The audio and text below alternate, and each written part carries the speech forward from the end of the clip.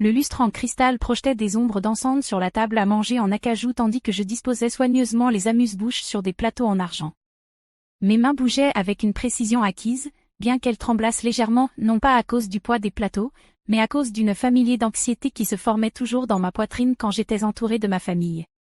Voici l'échec de la famille, annonça Marcus avec son sourire narquois caractéristique, en me désignant alors que j'entrais dans le salon avec un plateau de flûte à champagne. Son bras était enroulé de manière possessive autour de Sarah, sa fiancée, tandis que ses parents, les distingués M et Madame Wellington, étaient assis rigides sur le canapé en velours, leurs expressions poliment neutres. Les rires qui suivirent étaient comme des aiguilles sur ma peau. J'avais entendu cette introduction d'innombrables fois au fil des ans, mais elle n'avait jamais cessé de me piquer. Madame Wellington gloussa derrière sa main manucurée tandis que son mari riait, secouant la tête comme si ma simple existence était une sorte de blague élaborée. « Oh Marcus, tu es terrible », gloussa Sarah, bien que ses yeux évitaient les miens. « C'est ta sœur, pas la domestique. »« Autant que ça en est l'air », continua Marcus, visiblement ravi de son auditoire. « Jane a abandonné ses études combien de fois déjà ? 3. Elle n'a jamais tenu quoi que ce soit. Maman et papa ont fini par l'abandonner il y a environ 5 ans. Maintenant, elle flotte juste, faisant quelques petits boulots par-ci par-là.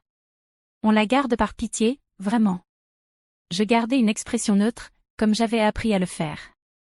Des années de thérapie m'avaient appris que Marcus se nourrissait des réactions, que ma douleur était son divertissement. Je continuais simplement à servir les boissons, jouant le rôle qu'il m'avait attribué depuis notre enfance, la déception.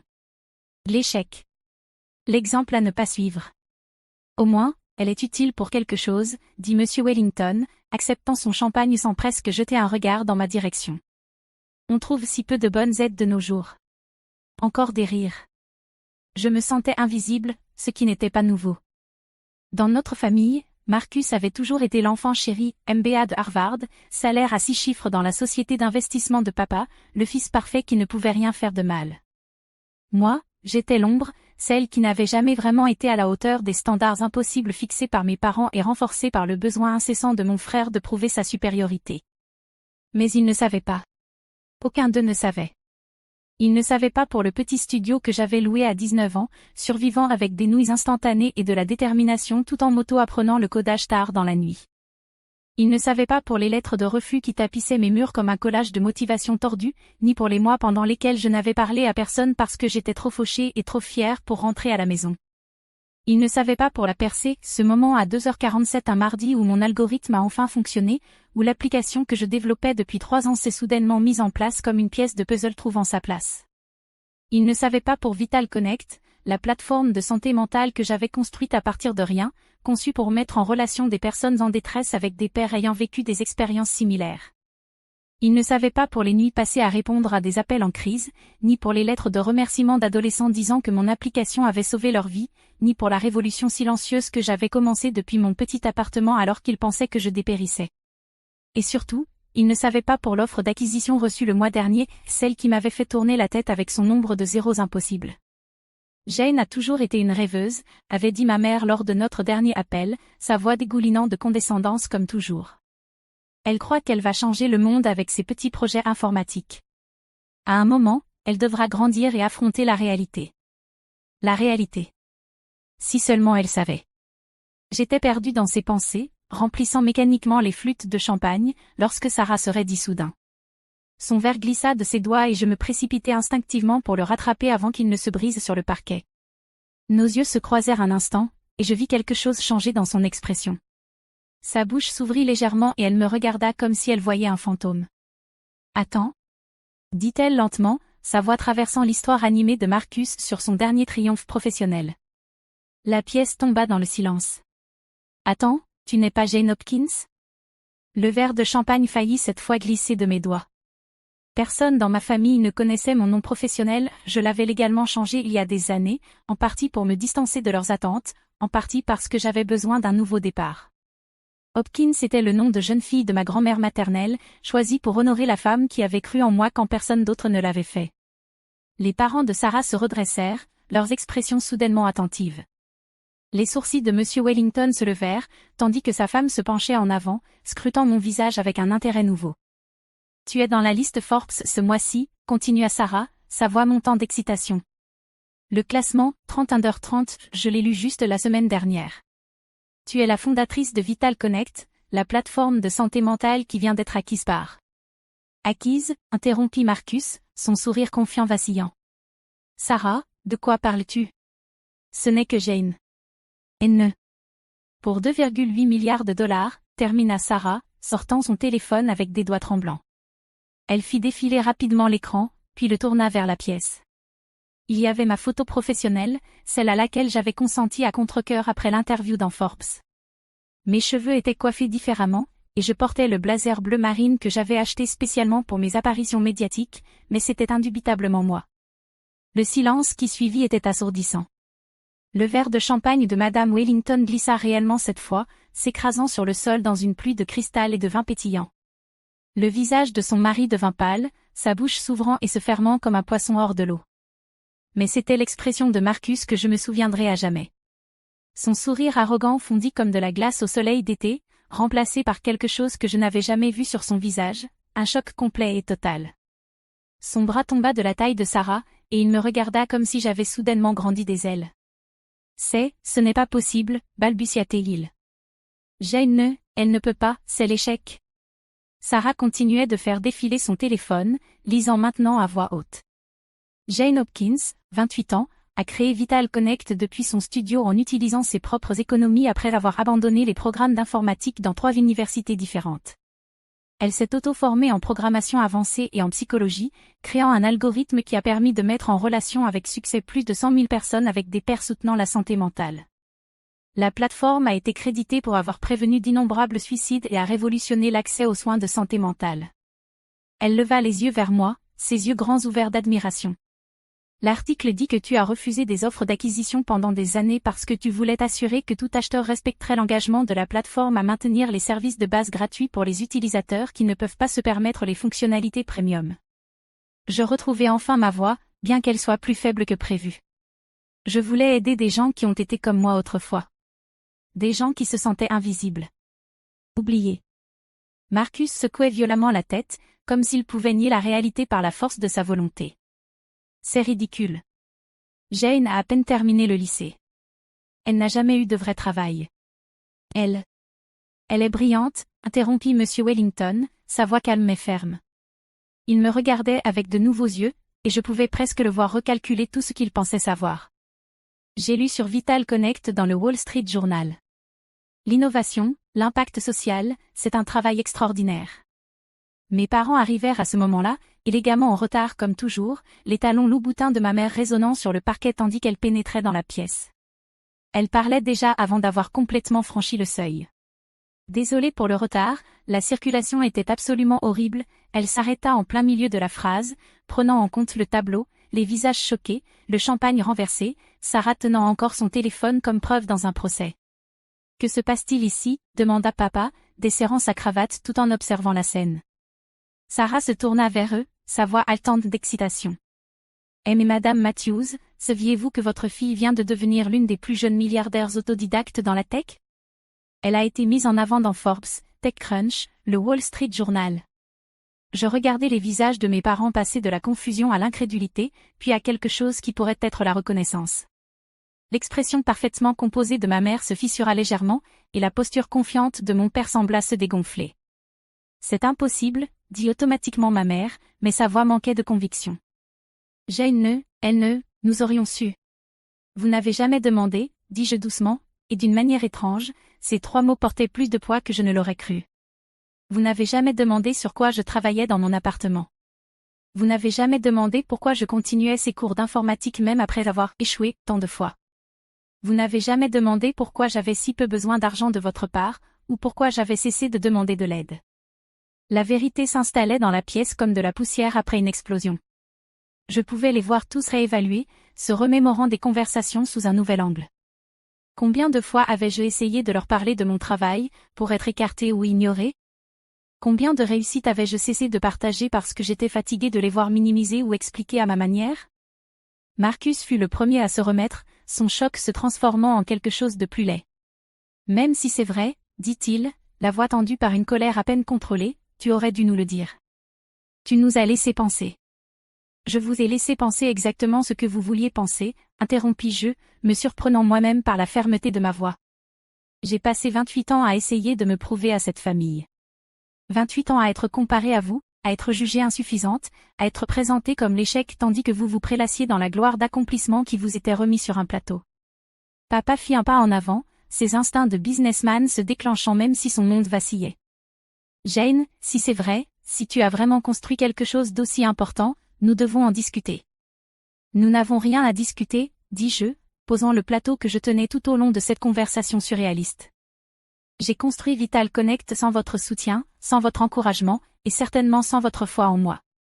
L'argent de l'acquisition est déjà réinvesti pour étendre nos services et lancer notre programme de bourse pour les communautés défavorisées. Je pouvais voir les signes de dollars dans les yeux de mon père, les opportunités de réseautage qu'il calculait déjà.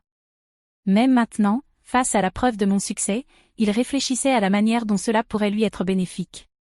L'article de Forbes mentionne que tu as été invité à prendre la parole à l'ONU sur l'innovation en santé mentale, poursuivit Sarah en lisant, apparemment inconsciente du drame familial qui se déroulait autour d'elle. Et il y a quelque chose ici à propos d'un contrat de livre? Tu écris sur la résilience, oh. Elle s'arrêta, sa voix s'éteignant alors qu'elle atteignait ce qui devait être une section particulièrement pertinente. Quoi? Demanda Marcus. Les yeux de Sarah passaient de lui à moi, et je la vis commencer à comprendre les dynamiques profondes en jeu. L'article parle de sa motivation pour créer la plateforme. Il la cite disant qu'elle l'a construite pour toute personne qui s'est déjà sentie invisible, à qui l'on a dit qu'elle ne comptait pas, qui a été écartée par ceux qui auraient dû croire le plus en elle. Le silence s'étira jusqu'à devenir presque insupportable. Je sentais tout leur regard sur moi, me voyant peut-être pour la première fois. Mais il était trop tard pour ce genre de reconnaissance. J'avais cessé de chercher leur approbation quelque part autour de la 3e année de la création de mon entreprise, lorsque j'avais réalisé que la validation que je cherchais désespérément auprès de ma famille ne viendrait jamais, et, plus important encore, que je n'en avais pas besoin pour réussir. Je devrais y aller, dis-je enfin, en reprenant mon sac à main sur la table d'appoint où je l'avais laissé en arrivant pour aider à la soirée censée célébrer les fiançailles de Marcus et Sarah. Jane, attends, dit maman, tendant la main comme pour m'arrêter. Nous devrions parler. Il y a clairement eu un malentendu. Il n'y a eu aucun malentendu, répondis-je en m'écartant de sa main tendue. Vous avez parfaitement compris. J'étais la fille qui ne pouvait pas répondre à vos attentes, qui vous embarrassait lors des dîners, qui ne réussirait jamais rien de significatif. Vous n'aviez pas tort sur qui j'étais à l'époque. Mais les gens changent. Les gens grandissent. Et parfois, ceux que vous écartez sont ceux qui vous surprennent le plus. Je me tournai vers Sarah, qui serrait encore son téléphone, les yeux grands ouverts devant tout ce drame. Félicitations pour vos fiançailles. J'espère que Marcus te traitera mieux qu'il ne m'a traité au fil des ans. Jane, appela Marcus alors que je me dirigeais vers la porte. Pour la première fois dans ma mémoire, sa voix portait une note d'incertitude. Nous ne savions pas. Je m'arrêtai au seuil, regardant mon frère, cet homme qui avait passé 3 décennies à s'assurer que je connaisse ma place dans la hiérarchie familiale, qui m'avait présenté comme l'échec de la famille il y a quelques minutes à peine, alors que je servais des boissons comme une employée. Vous ne saviez pas parce que vous ne vouliez pas savoir, dis-je simplement. Vous étiez tellement investi dans l'idée que j'étais l'échec que vous n'avez jamais regardé de près pour voir qui j'étais réellement. Je sortis alors, laissant derrière moi le silence choqué et les morceaux épars de leurs suppositions. Dehors, l'air du soir était vif et pur, et je me sentais plus légère que depuis des années. Mon téléphone vibra avec un message de mon assistante. L'équipe du documentaire veut confirmer lors de l'interview de demain. Aussi, tu as 3 autres demandes de prise de parole, dont une de la Harvard Business School. Harvard Business School. L'alma mater de Marcus. L'ironie ne m'échappa pas. Je montai dans ma voiture, pas la voiture de sport clinquante que Marcus aurait achetée avec mon argent, mais l'hybride fiable que j'avais choisi parce qu'elle correspondait à mes valeurs, et je restai un moment assise, assimilant ce qui venait de se passer. Pendant si longtemps, j'avais porté leur voix avec moi. Chaque fois que je rencontrais un obstacle avec mon application, chaque fois qu'un investisseur disait non, chaque fois que je doutais de ma lucidité en pensant pouvoir construire quelque chose de significatif, j'avais entendu Marcus m'appeler l'échec de la famille, entendu les soupirs déçus de mes parents, entendu les rires qui m'avaient suivi à tant de réunions familiales. Mais ce soir, quelque chose avait changé. Ce soir, j'avais enfin cessé d'être invisible. Mon téléphone sonna, et je vis le nom de Sarah sur l'écran. J'hésitai un instant, puis je répondis. Jane? C'est Sarah. Je devais appeler. Je suis tellement désolée pour ce qui s'est passé là-dedans. Je n'avais aucune idée que Marcus avait été, que ta famille ne. Ce n'est rien, dis-je, et je le pensais. Ce n'est pas ta faute. Mais ce n'est pas correct. La façon dont ils ont parlé de toi, la façon dont Marcus t'a présenté, et puis découvrir que tu es littéralement l'une des entrepreneurs les plus prospères de notre génération? Je n'arrête pas de penser à toutes les fois où il a parlé de sa sœur perdante, et je n'arrive pas à y croire. Je pouvais entendre la détresse sincère dans sa voix, et je me surpris à avoir pitié d'elle. Elle s'apprêtait à épouser une famille qu'elle ne commençait à peine à comprendre. Sarah, puis-je te donner un conseil? S'il te plaît. Fais attention à la façon dont Marcus traite les gens qu'il considère comme inférieurs à lui. Fais attention à la façon dont tes parents traitent les employés de service, à la façon dont ils parlent des personnes en difficulté. Parce qu'un jour, tu pourrais être celle qui a besoin de compréhension, qui a besoin de soutien, qui ne répond pas à leurs attentes. Et quand ce jour viendra, tu voudras savoir que la personne que tu as épousée est quelqu'un qui construit les autres au lieu de les abattre. Il y eut un long silence. Il n'est généralement pas comme ça, dit-elle enfin, mais sa voix manquait de conviction. N'est-il pas? Demandai-je doucement. Un autre silence. J'ai besoin de réfléchir. À beaucoup de choses. Après avoir raccroché, je rentrai chez moi dans mon nouvel appartement, pas le studio où j'avais construit mon empire, mais un magnifique loft dans le quartier des Arts que j'avais acheté non pas pour impressionner qui que ce soit, mais parce que j'aimais la façon dont la lumière filtrait à travers les fenêtres le matin. J'avais gardé les choses simples, meublées avec des pièces qui avaient du sens pour moi plutôt que des pièces qui exhibaient mon succès. Je me fis une tasse de thé et ouvris mon ordinateur portable, révisant la présentation que je donnerais demain à un groupe de capital risqueurs désireux d'apprendre à soutenir les entrepreneurs sous-représentés. C'était un travail qui avait du sens, un travail qui pouvait aider d'autres personnes invisibles à construire quelque chose d'extraordinaire. Mon téléphone vibra avec des notifications, des messages de collègues ayant vu l'article de Forbes, des demandes d'interviews de podcasteurs, des emails d'utilisateurs de Vital Connect partageant leurs histoires de guérison et d'espoir. C'était la réponse qui comptait. C'était la reconnaissance qui comblait les espaces dans mon cœur que l'approbation familiale n'avait jamais pu remplir. Vers minuit, je reçus un message de Marcus, « Il faut qu'on parle ». Je fixai le message longtemps, pensant à la petite fille que j'avais été, désespérée de l'approbation de son grand frère. Pensant à l'adolescente qui pleurait pour s'endormir après des dîners familiaux où elle avait été la chute de blagues qu'elle ne comprenait pas, pensant à la jeune femme qui avait presque abandonné, parce que les personnes censées l'aimer inconditionnellement lui avaient appris qu'elle n'était que aimable à condition. Je supprimai le message sans y répondre. Certaines conversations arrivent trop tard pour avoir de l'importance. Certaines reconnaissances ne viennent que lorsque vous n'en avez plus besoin. Et parfois, l'échec familial se révèle être le seul à réussir dans les choses qui comptent vraiment, comme la résilience, comme la compassion, comme construire quelque chose qui rend le monde un peu plus lumineux pour ceux qui ont besoin de lumière. Je refermai mon ordinateur et me préparai à me coucher, pensant à l'interview de demain, au boursier que je rencontrerai la semaine prochaine, aux nouvelles fonctionnalités que nous développions pour rendre Vital Connect encore plus efficace pour connecter les personnes qui se sentent seules. J'avais trouvé ma famille, enfin. Ils étaient dispersés à travers le monde, reliés par une application que j'avais créée et une mission que nous partagions, s'assurer que personne ne doive affronter ces moments les plus sombres, invisibles et seuls. Ils étaient les adolescents qui m'envoyaient des messages disant que Vital Connect les avait aidés à retrouver espoir, les parents qui me remerciaient d'avoir créé quelque chose qui avait aidé leurs enfants, les conseillers pères qui donnaient de leur temps parce qu'ils se souvenaient de ce que c'était que d'avoir besoin de quelqu'un qui comprenne. C'était la reconnaissance qui comptait. C'était le succès qui semblait réel. Et alors que je m'endormais dans mon magnifique appartement, je réalisais que je ne m'étais pas considérée comme l'échec de la famille depuis des mois. Quelque part en chemin, sans m'en rendre compte, j'étais devenue autre chose entièrement, une femme qui avait appris que parfois la meilleure revanche contre ceux qui vous rabaissent consiste simplement à agrandir trop pour que leur vision limitée puisse vous contenir. L'échec de la famille était devenu l'histoire de réussite familiale qu'ils ne verraient jamais venir, parce qu'ils ne s'étaient jamais donné la peine de regarder de près qui j'étais réellement. Mais c'était leur perte, pas la mienne.